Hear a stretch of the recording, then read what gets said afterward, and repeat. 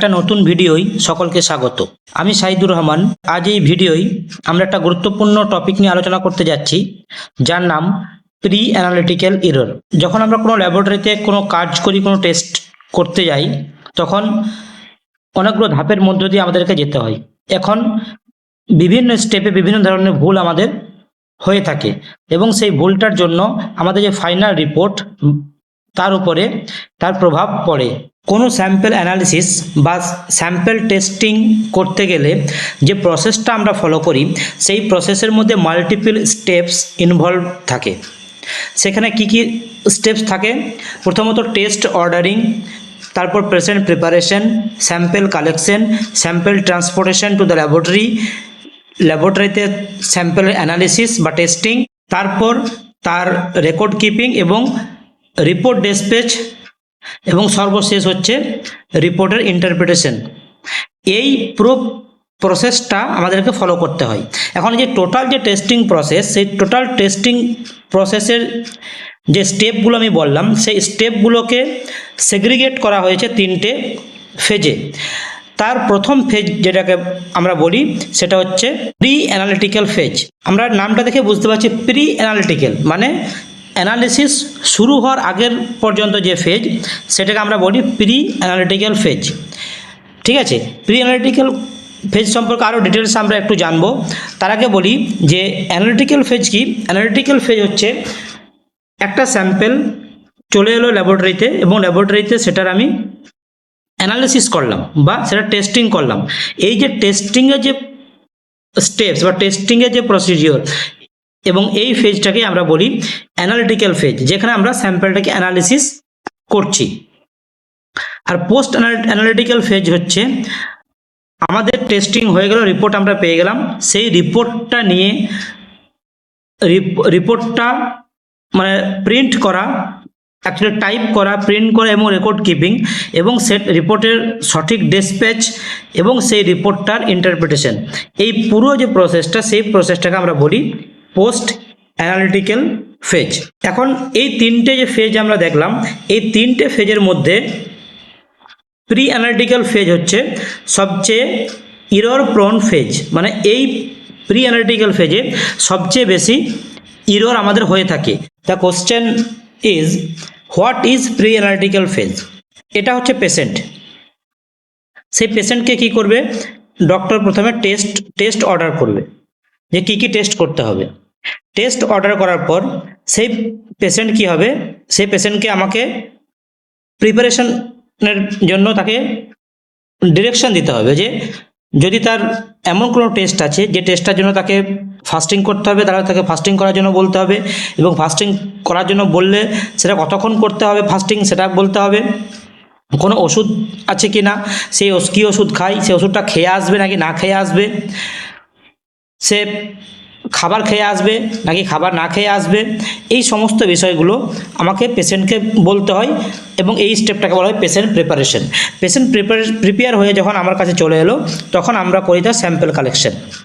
Sample collection হওয়ার পর সেই স্যাম্পল কী করতে হয়, আমাকে স্যাম্পল ট্রান্সপোর্ট করতে হয় টু দ্য ল্যাবরেটরি, এবং ল্যাবরেটরিতে যাওয়ার পর সেটা অর্ডারটা বা যে টেস্ট অর্ডার করা হয়েছে সেই অর্ডারটা প্রসেসিং করা হয়। পেশেন্ট থেকে নিয়ে test ordering, patient preparation, sample collection, sample transportation and order processing, এখান পর্যন্ত আমার বলি প্রি অ্যানালিটিক্যাল ফেজ। এবং এই ফেজটাতেই সর্বোচ্চ পরিমাণ আমাদের যে ভুলগুলো হয় বা যে ইররগুলো হয়, এই ফেজটার মধ্যেই হয়। দেখা গেছে যে 62 to 76 মানে 60 থেকে 80% পর্যন্ত ভুলগুলো আমাদের এই প্রি অ্যানালিটিক্যাল ফেজের মধ্যে হয়। আর অ্যানালিটিক্যাল ফেজের মধ্যে কত হয়? 6 to 15% ভুল আমাদের বা ইরর স্যাম্পল এক্সামিনেশনের টাইমে হয়, এবং পোস্ট অ্যানালিটিক্যাল স্টেজেও 18 থেকে 30% মতো ভুল হয়ে থাকে। এই যে আমরা দেখতে পাচ্ছি যে বেশিরভাগ যে ভুলটা বা যে ভুলের পরিমাণ, তার বেশিরভাগটাই কিন্তু প্রি অ্যানালিটিক্যাল ফেজের মধ্যে হচ্ছে। সেজন্যই আমাদের প্রি অ্যানালিটিক্যাল ফেজ খুবই ইম্পর্ট্যান্ট একটা ফেজ। এটাকে কোনোভাবেই ইগনোর করা বা কম গুরুত্ব দিলে আমাদের তার প্রভাব কিন্তু ফাইনাল রেজাল্টের মধ্যে গিয়ে পড়তে বাধ্য। এখন আমরা দেখব যে প্রি অ্যানালিটিক্যাল যে ফেজ, সেই ফেজের যে ইররগুলো আমাদের হয়, যে ভুলগুলো আমাদের হয়, সেগুলো কোন কোন সোর্স থেকে হতে পারে, কোন কোন জায়গা থেকে আমাদের ভুলগুলো হয় সেগুলো নিয়ে একটু আলোচনা করব। প্রথমত আমাদের সোর্স অফ এরর সেটা হচ্ছে patient related factor. Patient related factor মানে কি? যেমন রং পেশেন্ট আইডেন্টিফিকেশন, আমরা পেশেন্ট আইডেন্টিফিকেশনে যদি ভুল করে বসি, তার মানে কি কোন একটা পেশেন্ট যার একজনের নাম হচ্ছে সৌরভ সরকার, একজনের নাম সৌরভ সর। এখন এই দুটো সিমিলারিটির জন্য যদি আমরা সৌরভ সরের জায়গায় সৌরভ সরকারের ব্লাড নিয়ে নিই বা উল্টোটা করে বসি, তাহলে এটাকে আমরা বলি রং পেশেন্ট আইডেন্টিফিকেশন, এবং এটা খুব বড় একটা ভুল। কারণ একজনের রোগ আরেকজনের উপরে গিয়ে আমরা চাপিয়ে দিই আদতে যে একজন সুস্থ মানুষ। তাহলে এটাকে বলা হয় রং পেশেন্ট আইডেন্টিফিকেশন, রং পেশেন্ট আইডেন্টিফিকেশন। দ্বিতীয়ত ইমপ্রপার ফাস্টিং। যদি আমাদের ব্লাড গ্লুকোজ টেস্ট বা লিপিড প্রোফাইলের টেস্ট অর্ডার করা থাকে, তাহলে আমরা পেশেন্টকে বলি যে মিনিমাম 8 আওয়ার্স তাকে ফাস্টিং করতে হবে। এখন কোনো পেশেন্ট দূর থেকে হয়তো আসছে, সে জানে যে ল্যাবে পৌঁছাতে আমার বাসে বা ট্রেনে 4 থেকে 5 ঘন্টা লেগে যায়। তো সে কি করেছে, সকালবেলাতে উঠে চপ মুড়ি চা খেয়ে বেরিয়েছে যে রাস্তায় আর কিছু খাবো না, তাহলে আমার খালি পেট হয়ে যাবে। সে কী করলো, 4-5 ঘন্টা কিছু না খেয়ে এসে ব্লাডটা দিয়ে দিল বা স্যাম্পেলটা দিয়ে দিল। তার ক্ষেত্রে কিন্তু আমরা অরিজিনাল যে তার status of lipids or glucose সেটা কিন্তু আমরা জানতে পারবো না। কেন? কারণ তার যে ফাস্টিংটা মিনিমাম 8 to 12 আওয়ার্স করার কথা ছিল সেটা সে করেনি। এটাকে বলা হয় ইমপ্রপার ফাস্টিং। এবং এই ভুলটার জন্য পেশেন্ট এন্ড থেকে এই ভুলটার জন্য বা আমাদের তরফ থেকে যদি পেশেন্টকে ঠিকমতো ডিরেকশন না দেওয়ার জন্য এই ভুলটা হয়ে থাকে, এবং এই ভুলটাও কিন্তু একটা সিগনিফিক্যান্ট এফেক্ট ফেলে আমাদের রেজাল্টে। Next postural variation. Postural variation মানে আমার হয়তো ব্লাড নেওয়ার কথা ছিল স্ট্যান্ডিং পজিশনে, আমি নিয়েছি তার সুপাইন পজিশন বা শুয়ে থাকা অবস্থায়। এই যে পশ্চুরাল ভেরিয়েশন, এই পশ্চুরাল ভেরিয়েশন কিন্তু একটা সিগনিফিক্যান্ট এফেক্ট আমাদের ফাইনাল রেজাল্টের মধ্যে ফেলে থাকে। কী ধরনের অল্টারেশন এই পশ্চুরাল যে ভেরিয়েশন, তার জন্য কী কী অল্টারেশন আমাদের আসতে পারে? যেমন প্লাজমা ভলিউমের উপর একটা অল্টারেশন আসতে পারে, hydrostatic pressure, distribution of substance in the blood, কোনো একটা এক্সারসাইজ বিফোর টেস্ট। কোনো ফিটনেস ফ্রিক কোনো পেশেন্ট যে সকালবেলাতে জানে 10টার সময় ল্যাব খুলবে, ও সকালে উঠে রানিং করে জিম টিম করে আমার ব্লাড দিতে এসছে, তাহলে সেক্ষেত্রে কী কী ধরনের প্রবলেম হতে পারে? যেহেতু সে এক্সারসাইজ করেছে, তাহলে তার কি হয়েছে, তার যে মাসেলের যে metabolism, muscle activity increase metabolism, তার ফলে কি হয়, তার ফলে ফ্লুইড শিফটিং হয় ফ্রম প্লাজমা টু মাসেল। এবং ফ্লুইড শিফটিং যখন প্লাজমা টু মাসেল হয়, তখন রক্তের মধ্যে আমার ফ্লুইডের পরিমাণ কমে যায় এবং হিমো কনসেন্ট্রেশন হয়। হিমো কনসেন্ট্রেশন হওয়ার ফলে তার আমি হিমোগ্লোবিন যদি আমরা মেজারমেন্ট করি, হিমোগ্লোবিন মেজার করি, তাহলে হিমোগ্লোবিনের পরিমাণ আমরা বেশি পাবো, কিন্তু আসলে তার হিমোগ্লোবিনের পরিমাণ বেশি নেই, তবুও আমরা বেশি পাচ্ছি। হতে পারে আর কিছু, যেহেতু এক্সারসাইজ করে এসছে, তাহলে তার কিছু হরমোনসের যে লেভেল সেটাও বাড়া কমা করতে পারে, বিশেষ করে স্ট্রেস হরমোন বাড়া কমা করতে পারে। এবং মাসেল সেল থেকে এনজাইম রিলিজ হতে পারে, যার ফলে তার এনজাইমের যদি অ্যাক্টিভিটি আমরা মেজার করতে চাই, সেই এনজাইমের অ্যাক্টিভিটিটাও আমরা এক্সাক্ট মেজার করতে পারি না। এক্সারসাইজ আমরা সাধারণত বলি যে এক্সারসাইজ না করে আসতে, নর্মালি আসতে। তাহলে এটা আমাদেরকে খেয়াল রাখতে হবে যে পেশেন্ট কোনো রকম এক্সারসাইজ করে এসছে কিনা। নেক্সট হচ্ছে drug interference. Drug interference diuretics খায়, হয়তো ডাইউরেটিক্স খাওয়ার ফলে কী হয়, তার প্রস্রাব হয় ঘন ঘন, এবং প্রস্রাবের সঙ্গে সোডিয়াম পটাশিয়াম বেরিয়ে যায় অনেক। সেজন্য কী হয়, ডাইউরেটিক্স খাওয়া কোনো পেশেন্টে যদি আমরা সোডিয়াম পটাশিয়াম চেক করতে হয়, তাহলে আমরা সোডিয়াম বা পটাশিয়াম আমরা কম পাই, ঠিক আছে। তো সেই সঙ্গে ইউরিক অ্যাসিড একটু বেড়ে যায়। সেই জন্য ডাইউরেটিক্স যদি কেউ খায়, তাকে আমরা বলি যে ডাইউরেটিক্স না খেয়ে নর্মালি ব্লাডটা টেস্ট করাতে। বা যদি কেউ কোনো স্টেরয়েড নিচ্ছে, প্রেডনিসোলন টাইপের, তা সেক্ষেত্রে গ্লুকোজ বা WBC কাউন্টও নর্মালি নর্মালের চেয়ে বা যেটা তার বডিতে নর্মাল আছে তার চেয়ে বেশি দেখায়। এছাড়াও যারা ওরাল কন্ট্রাসেপটিভ যে সমস্ত মহিলারা নেন তাদের ক্ষেত্রেও কিন্তু ক্লটিং ফ্যাক্টরের একটা এলিভেশন দেখা যায় এবং ট্রাইগ্লিসারাইডও বেড়ে যায়। বা যারা থাইরক্সিন খান, থাইরক্সিন ওষুধটা যারা খান তাদের ক্ষেত্রে কী হয়, টিএসএইচের লেভেল কম দেখা যায়। তাহলে ড্রাগ ইন্টারফারেন্স কিন্তু একটা বিগ ইস্যু, এবং আমাকে অবশ্যই পেশেন্টের টেস্ট করার সময় আমাকে জানতে হবে যে কোনো রকম মেডিকেশনের মধ্যে আছে কি না। এবং এখন test request error, test request error এর মধ্যে কী কী পড়ে, যেমন ইনকমপ্লিট রিকুইজিশন ফর্ম, মানে যে টেস্টের যে রিকুইজিশন ফর্ম সেই ফর্মটা যদি ইনকমপ্লিট হয়, হয়তো তার ফার্স্ট নেম লেখা আছে, লাস্ট নেম লেখা নেই, এজ লেখা নেই, তার সেক্স লেখা নেই, তার কোনো ক্লিনিক্যাল হিস্ট্রি লেখা নেই, তখন সেগুলোকে আমরা অ্যাভয়েড করার চেষ্টা করি, কারণ এখান থেকে কোনো এরর আমাদের হতে পারে, সেজন্য এগুলোকে আমরা অ্যাভয়েড করার চেষ্টা করি। এছাড়াও রেয়ার কিন্তু হয়ে থাকে সেটা হচ্ছে wrong test order by the physician হয়তো একটা টেস্ট লিখতে গিয়ে অন্য টেস্ট যদি বাই চান্স লিখে ফেলেন, তখন সেটাও একটা প্রি অ্যানালিটিক্যাল এররের মধ্যে আমরা ধরি। তো এটা গেল টেস্ট রিকোয়েস্ট এরর। নেক্সট হচ্ছে কালেকশন টিউব এরর। এটা খুব ইম্পর্ট্যান্ট একটা এরর এবং এটাকে আমাদের মিনিমাইজ করতেই হবে। এর মধ্যে কি কি পড়ে, যে রং টিউব সিলেকশন। প্রথমত যে রং টিউব সিলেকশন মানে হচ্ছে যে আমরা হয়তো সুগারের জন্য আমরা ব্লাড কালেকশন নিচ্ছি, তার ব্লাড গ্লুকোজ মেজার করার জন্য আমরা স্যাম্পেল নেবো, কিন্তু সেটা যদি আমি ক্লট ভায়ালে নিয়ে ফেলি তাহলে কি হয়, ক্লট ভায়ালে ব্লাড নিয়ে রেখে দিলে প্রত্যেক ঘন্টায় 20% করে গ্লুকোজ আমাদের কমতে থাকে, যেটা আরবিসি খেয়ে নেয়। তো সেই জন্য আমরা কী করি, এটা ফ্লুরাইড ভায়ালের মধ্যে আমরা বা গ্রেট অফ ভায়াল যেটা, তার মধ্যে আমরা গ্লুকোজের স্যাম্পেল নিই।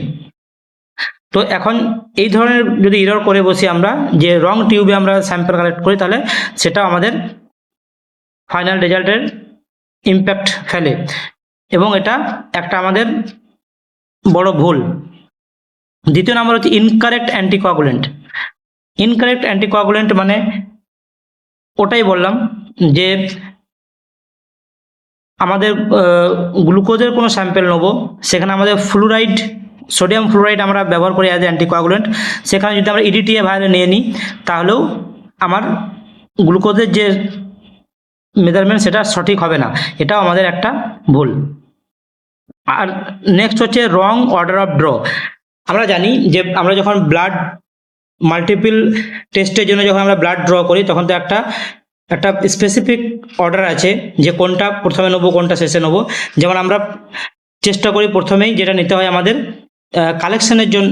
কালচারের জন্য যে স্যাম্পেল, সেই কালচারের জন্য স্যাম্পেলটা আমরা আগে কালেক্ট করি টু অ্যাভয়েড দ্য কন্টামিনেশন। এখন সেটা না করে যদি আমরা কালচারের স্যাম্পেল মাঝখানে বা শেষের দিকে নিই, তাহলে সেই স্যাম্পেলটা কি হয়, আমার কন্টামিনেটেড হয়ে যায়, ফলে কালচার করার পর আমরা যে রিপোর্টটা পাই সেই রিপোর্টটা কোনো কংক্রিট কোনো রিপোর্ট নয়। তাহলে সেটা আমাদেরকে খেয়াল রাখতে হবে, এই এরর যেন আমার স্যাম্পেল ড্র করার সময় না হয়, সেই জন্য অর্ডারটা আমাকে ফলো করা খুব জরুরি। নেক্সট হচ্ছে under filling and over filling. আমরা জানি যে কোনো ভায়ালে যখন ব্লাড নিই তখন একটা মার্কিং থাকে, সেই মার্ক পর্যন্ত ব্লাড নেওয়ার কথা। এখন যদি আমরা ওর চেয়ে কম নিই বা ওর চেয়ে বেশি নিই, তাহলে কি হবে, তাহলে সাপোজ আমরা ইডিটিএ ভায়ালে ব্লাড নিচ্ছি সিবিসি টেস্ট করার জন্য, এখন যদি আমার নেওয়ার কথা এতটা, আমি আন্ডার ফিলিং করেছি, কম নিয়েছি, তাহলে কি হবে, এখানে যে রেশিওটা থাকবে অ্যান্টিকোয়াগুলেন্টের, সেই রেশিওটা বেড়ে যাবে, অ্যান্টিকোয়াগুলেন্টের পরিমাণ বেড়ে যাবে, ফলে কী হয়, সেল শ্রিঙ্কেজ হতে পারে বা অন্যান্য প্রবলেম আমার দেখা দিতে পারে। একইভাবে যদি আমি ওভারফিলিং করে দিই, তাহলেও আমার ঠিকঠাক অ্যান্টিকোয়াগুলেন্টের যে কাজ সেটা হবে না, আমার ব্লাড ক্লট হয়ে যেতে পারে এবং যে রেজাল্ট আমরা এক্সপেক্ট করছি, যে অরিজিনাল তার যে রিপোর্ট, সেটা আমরা পাই না। তো এটা গেল। নেক্সট হচ্ছে স্যাম্পেল কালেকশন এরর। এই স্যাম্পেল কালেকশন এররের সবচেয়ে গুরুত্বপূর্ণ জিনিসটা সেটা হচ্ছে ইমপ্রপার ভেনিপাংচার। আর এই ইমপ্রপার ভেনিপাংচারের মধ্যে কি কি পড়ে, যেমন ইমপ্রপার সিরিঞ্জ সিলেকশন হচ্ছে একটা ইম্পর্টেন্ট জিনিস। হয়তো আমরা কি করেছি, যে নিডলটা ব্যবহার করছি সেই নিডলটা আমাদের একটু ছোট নিডল ব্যবহার স্মল নিডল ব্যবহার করছি, যেখানে আমার একটু বড় নিডল, বিগ বোরের একটা নিডল দরকার ছিল। তার ফলে কী হয়, ছোট বোরের বা স্মল নিডল ব্যবহার করলে যখন আমরা ব্লাডটাকে সাক করি, ব্লাডটা যখন আমরা সিরিঞ্জের মধ্যে নিয়ে আসি, তখন কি হয়, যেহেতু নিডলটার বোর ছোট, সেজন্য ব্লাডের হিমোলিসিস হতে পারে। এটাই 1 নম্বর। দ্বিতীয় হচ্ছে কি, আমরা যে পিস্টনটা আছে, প্রিক করার পরে পিস্টনটা একদম টেনে নিচে নামিয়ে দিলাম, ফোর্স বেশি লাগালাম, যার ফলে ফোর্সফুলি ব্লাড কিন্তু নিডলের মধ্য দিয়ে সিরিঞ্জের মধ্যে আসে, এবং এই ফোর্সফুল সাকশনের ফলেও কিন্তু আমার হিমোলিসিস অফ আরবিসি হতে পারে, এবং আরবিসি হিমোলিসিস হলে আমার অনেক প্যারামিটারের চেঞ্জ হয়ে যায়, যেমন এলডিএইচ চেঞ্জ হয়ে যায়, বা ইলেকট্রোলাইটসের পরিমাণ বেড়ে যায়, বিশেষ করে পটাশিয়ামের পরিমাণ বেড়ে যায়, এবং সেটাকে আমরা ফলস হাইপার ক্যালিমিয়া বলে থাকি। নেক্সট হচ্ছে প্রলং টনিকেট ইউজ। প্রলং টনিকেট ইউজ যদি মোর দেন 1 মিনিট আমরা করি, তাহলে কি হয়, মোর দেন 1 মিনিট যদি আমরা টনিকেট ইউজ করি, তাহলে আমাদের হিমো কনসেন্ট্রেশন হতে পারে, এবং হিমো কনসেন্ট্রেশনের ফলে একটা false elevated level of protein, তারপর আমরা হিমোগ্লোবিন এইসব আমরা পাবো। তাহলে সেটাও হিমোলিসিসের কথা একটু আগেই বললাম, যে হিমোলিসিস হলে আমার বিশেষ করে পটাশিয়াম বেড়ে যায়, এলডিএইচ বেড়ে যায়, যেটা ফলসলি এলিভেটেড রেজাল্ট আমাদেরকে দেয়। এরপর যে কন্টামিনেশনও বললাম একটু আগে, যে স্যাম্পল কালেকশন করতে গিয়ে কোনো কালচারের জন্য স্যাম্পল কালেকশন করছে এবং সেটা কন্টামিনেট করে দিই যদি অলরেডি, তাহলে সেই কালচারের যে রেজাল্ট সেটা কোনো কংক্রিট এভিডেন্স আমরা দিতে পারি না, সেজন্য কন্টামিনেশনটাকে অ্যাভয়েড করতে হবে। আর হচ্ছে রং সাইট সিলেকশন, মানে হয়তো কোনো একটা পেশেন্টের কাছ থেকে আমরা ব্লাড নিতে গেলাম, এবং ব্লাড নিতে গিয়ে দেখি যে তার পেশেন্টটা আইভি ড্রিপ চলছে, কোনো আইভি ফ্লুইড চলছে, বা তার স্যালাইনের মাধ্যমে, তার আইভির মাধ্যমে তার গ্লুকোজ ড্রিপ চলছে, এবং যে হাতে ড্রিপ চলছে সেখান থেকে যদি আমরা নিয়ে নিই, তাহলে যদি গ্লুকোজ ড্রিপ চলছে আর সেই হাত থেকে যদি সেখান থেকে যদি ব্লাড কালেকশন করি, তাহলে একটা এলিভেটেড লেভেল অফ গ্লুকোজ আমরা দেখতে পাবো। অথবা যদি আমরা নর্মাল স্যালাইন চলছে তার, সেই হাত থেকে যদি ব্লাড নিয়ে নিই, তাহলে আমার হিমোগ্লোবিনের পরিমাণ কম হয়ে যায়, কারণ এটাকে হিমোডাইলুশন বলে। তাহলে এই যে রং সাইট সিলেকশন, এটাও আমাকে খেয়াল রাখতে হবে, যে হাতে ড্রিপ নেই সেই হাত থেকে ব্লাড নিতে হবে। এখন দেখব স্যাম্পল হ্যান্ডেলিংয়ের সময় কী কী ধরনের এরর হতে পারে। স্যাম্পল হ্যান্ডেলিংয়ের সময় মেন যে এররটা হয় সেটা হচ্ছে ইমপ্রপার মিক্সিং। একটা ভায়ালের মধ্যে স্যাম্পল নেওয়ার পরে বা ব্লাড নেওয়ার পরে সেটাকে ভিগোরিয়াসলি মিক্স করি, তাহলে সেই আরবিসিগুলো ভেঙে গিয়ে হিমোলিসিস হতে পারে, এবং হিমোলিসিস হলে কী কী হতে পারে সেটা আমি একটু আগে আলোচনা করেছি। নেক্সট হচ্ছে ডিলে ইন প্রসেসিং। যদি স্যাম্পল কালেকশন করে অনেকক্ষণ রেখে দিই, যেমন কোনো ইউরিন স্যাম্পল হোক বা অন্য কোনো সিমেন স্যাম্পল হোক, যেটা কালেকশন করার পর আমি অনেকক্ষণ রেখে দিয়েছি, তখন সেক্ষেত্রে কিছু কনস্টিটিউয়েন্টস থাকে যেগুলো আমার অল্টার্ড হয়ে যায় বা ডিগ্রেড হয়ে যায়। নেক্সট হচ্ছে এক্সপোজার টু লাইট। কোনো স্যাম্পলকে যদি আমরা লাইটের মধ্যে এক্সপোজ করে দিই, সানলাইটের মধ্যে এক্সপোজ করে রেখে দিই, তাহলে কি হবে, কিছু কনস্টিটিউয়েন্টস আছে যেগুলো ডিগ্রেড হয়ে যায় বা নষ্ট হয়ে যায়। যেমন আমরা যদি বিলিরুবিনকে লাইটের মধ্যে রেখে দিই, যেটা ফটো সেন্সিটিভ, তো সেক্ষেত্রে বিলিরুবিনটাও কিন্তু চেঞ্জ হয়ে ফটো বিলিরুবিনে পরিণত হয়ে যায়। সেক্ষেত্রে বিলিরুবিনের যে লেভেল সেটা আমরা এক্স্যাক্টলি পাই না। তাহলে এই যে light exposure, delay in processing এবং ইমপ্রপার মিক্সিং, এগুলো this are the errors happens from the sample handlers. Next হচ্ছে ট্রান্সপোর্টেশন এর মধ্যে ডিলে ইন ট্রান্সপোর্ট। আমরা একটা স্যাম্পল কালেকশন করার পর অনেক সময় পরে ডিলে করে যদি আমরা ল্যাবরেটরিতে দিই, তাহলে ট্রান্সপোর্টেশনে ডিলে হলে তার প্রসেসিংয়ে ডিলে হবে, এবং প্রসেসিংয়ে ডিলে হলে কি হয় সেটা আমি বললাম। ইমপ্রপার প্যাকেজিং, তার প্যাকেজ যদি ঠিকঠাক না করি, হয়তো আনতে গিয়ে মাঝপথে খুলে গেছে, তাহলে সেই স্যাম্পলটাও আমরা ল্যাবের মধ্যে নিই না। বা তার টেম্পারেচার ফ্লাকচুয়েশন, মানে স্যাম্পলটাকে আমরা টেম্পারেচার মেনটেন করে ল্যাবে আনার কথা ছিল, কোল্ড চেন মেনটেন করে, কিন্তু সেটা মেনটেন হয়নি। টেম্পারেচার মেনটেন না হওয়ার জন্য অনেক প্যারামিটার্সের আমরা অল্টারেশন দেখতে পাই। তো এগুলো ছিল ট্রান্সপোর্টেশন এরর। তো এই যে 6টা জিনিস আমরা আলোচনা করলাম, যে সমস্ত সোর্স থেকে প্রি অ্যানালিটিক্যাল স্টেজে এরর হতে পারে। Thank you very much. But before completing this video, একটা কথা আমরা মনে রাখতে হবে, right patient, right sample, right test, এই তিনটে যদি রাইট হয় তাহলেই আমরা পেশেন্টকে একটা কোয়ালিটি এবং রিলায়েবল রিপোর্ট আমরা দিতে পারি।